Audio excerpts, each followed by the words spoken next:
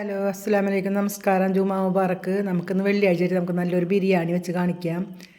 ഞാൻ അതിന് വേണ്ടിയിട്ടൊരു 4 ആവോലി മീനാണ് എടുത്ത് തീർക്കുന്നത്. അതിൽ കഴിഞ്ഞ് മസാല തയ്യാറാക്കാം. മുളക് പൊടി 1 സ്പൂണ്, മഞ്ഞൾപ്പൊടി 1 സ്പൂണ്,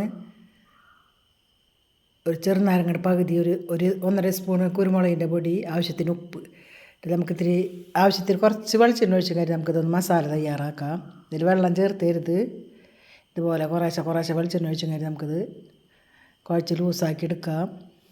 അങ്ങനെ മീൻ ഞാൻ വരഞ്ഞൊക്കെ വെച്ചിട്ടുണ്ട്. മീൻ ഞാൻ ആദ്യം തന്നെ ഉപ്പും വെള്ളത്തിലൊക്കെ ഇട്ട് കുറേ നേരം ഇട്ട് വെച്ച് കഴുകി ബ്ലഡ് ഇതൊക്കെ കളഞ്ഞ് കഴുകി എടുത്തതാണ്. അപ്പം നമുക്ക് മസാല പോലെ ലൂസാക്കി ഒന്ന് തയ്യാറാക്കി എടുക്കാം. കുറേ മസാല പുരട്ടണ്ട, അതാണ് കുറച്ചെടുത്തത്. പിന്നെ നമുക്ക് വേറെ മസാലയൊക്കെ ഇടുമ്പോഴേ എരിവ് കൂടും.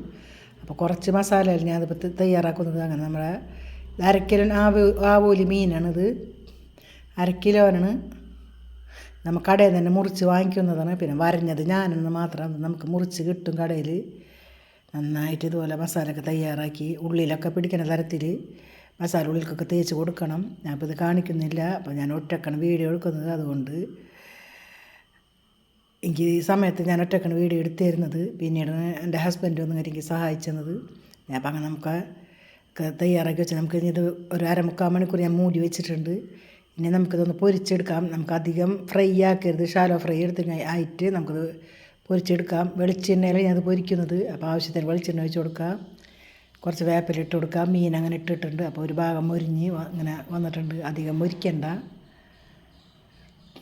നമുക്കിതുപോലെ ഈ ഒരു പരുവത്തിൽ മൊരിച്ചെടുക്കാം. പിന്നെ അതുപോലെ ഇളക്കി കൂട്ടരുത്. ഇത് ഇളക്കി കൂട്ടിയാൽ പെട്ടെന്ന് ഒടിഞ്ഞ് പോണ മീനാണ്. പക്ഷേ അടിപൊളി ടേസ്റ്റുള്ളൊരു മീനാണ് ആവോലി. ഞാനൊരുവിധം മീനുകളൊന്നും കഴിക്കാറില്ല. എനിക്ക് ആവോലി മീൻ ഇഷ്ടമാണ്. അതുകൊണ്ട് കിട്ടിയപ്പോൾ അങ്ങനെ ബിരിയാണി വെച്ചൊന്ന് കാണിക്കാമെന്ന് വിചാരിച്ച്.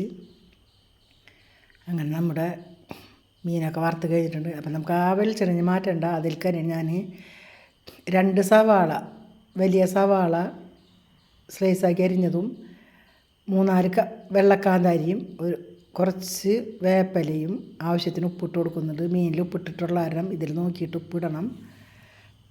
പിന്നെ 2 തക്കാളി നന്നായിട്ട് വഴറ്റി കൊടുക്കാം.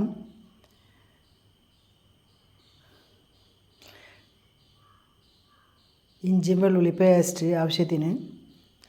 ഓരോരുത്തരുടെ ആവശ്യം പോലെ ഇട്ട് കൊടുക്കുക എല്ലാ സാധനങ്ങളും. അതുപോലെ മീൻ കൂടുതൽ എടുക്കുന്നതിനനുസരിച്ച് മസാല തയ്യാറാക്കണം. അപ്പോൾ ഞാൻ 1/2 കിലോ അരി എടുക്കുന്നുള്ളൂ. ഞങ്ങൾക്ക് 2 ആൾക്ക് കഴിക്കാൻ വേണ്ടിയിട്ട് ഞാൻ ഉണ്ടാക്കുന്നത്. പക്ഷേ 3 ആൾ കഴിച്ചത് 3-4 ആൾക്ക് കഴിക്കാൻ പറ്റുന്നുണ്ടായിരുന്നു. 2 ടീസ്പൂൺ മല്ലിപ്പൊടി, നല്ല എരിവുള്ള മുളക് പൊടി 1 സ്പൂണ്. ഞാൻ 1 സ്പൂണിൽ കാശ്മീരി ചില്ലി ഇട്ടിരുന്നത് വീഡിയോ കട്ടായി പോയി. ഒരു കളർ കിട്ടാൻ വേണ്ടിയിട്ട് നമ്മൾ കാശ്മീരി ചില്ലി ഇടുന്നത്. 1.5 സ്പൂണ് ഗരം മസാല പൊടിച്ചത്. ഒരാവശ്യം കുറച്ച് മഞ്ഞൾപ്പൊടി ഇട്ടിട്ടുണ്ട്. നമുക്ക് നന്നായിട്ട് ഇളക്കി വഴറ്റി അതിലേക്ക് തിളച്ച വെള്ളമാണ് ഞാൻ ഒഴിച്ചു കൊടുക്കുന്നത്. അങ്ങനെ തിളച്ച വെള്ളം ഒഴിച്ചു കൊടുത്തിട്ട് ഒന്നും കൂടി മസാല ഇട്ടതിന് ശേഷം നമ്മൾ വറുത്ത് വെച്ച മീൻ നമുക്കിതിലൊന്ന് പൊത്തി വെക്കണത്.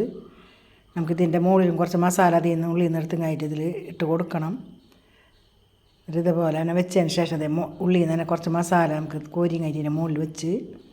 അപ്പോൾ നമ്മുടെ മസാല തയ്യാറായിട്ടുണ്ട്. പിന്നെ അതോടൊപ്പം തന്നെ മല്ലിയിലിട്ട് കൊടുക്കുന്നുണ്ട്. അതുപോലെ പുതിനയില ഇടരുത്. പുതിനയില ഇട്ട് കഴിഞ്ഞാൽ മീൻ ബിരിയാണിക്ക് വേറൊരു ടേസ്റ്റ് വന്ന് പോകും. പിന്നെ ചോറിൽക്കുള്ള വെള്ളം വെച്ചിട്ടുണ്ട്. അതിൽ പെരിഞ്ചീരകം, കറുകപ്പട്ട, ഏലക്കായ, കരയാമ്പൂ, 3-4 കുരുമുളക് മാത്രം ഇട്ടിട്ടുള്ളൂ. ഒരു തക്കോലം ഇട്ടിട്ടുണ്ട്. അപ്പം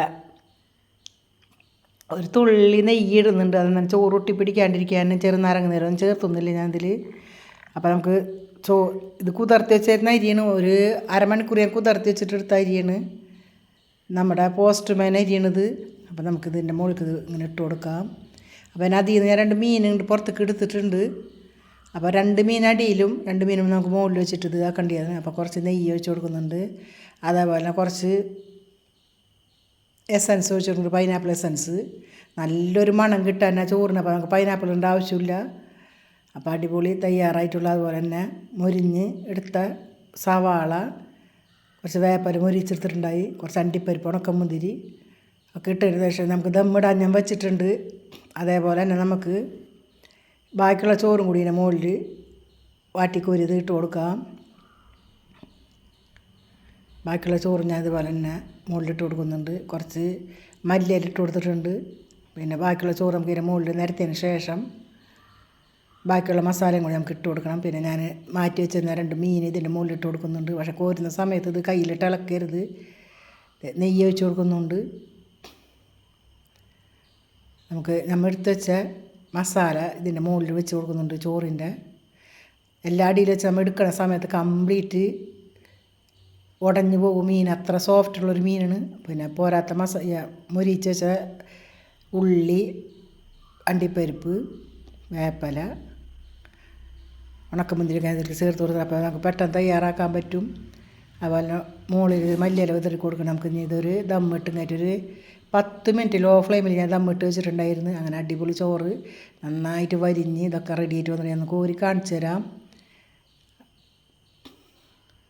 അപ്പോൾ എല്ലാവരും ഇതുപോലെ ട്രൈ ചെയ്ത് നോക്കുക. ഏത് മീനായാലും ചെയ്യുക. പക്ഷേ ദശക്കട്ടിയുള്ള മീനായിരുന്നെങ്കിൽ നമുക്കിത് അടിയിലിട്ട് ദമ്മിടാം. അപ്പോൾ ഞാൻ 2 മുകളിൽ 2 അടിയിലാണ് വെച്ചിരിക്കുന്നത്.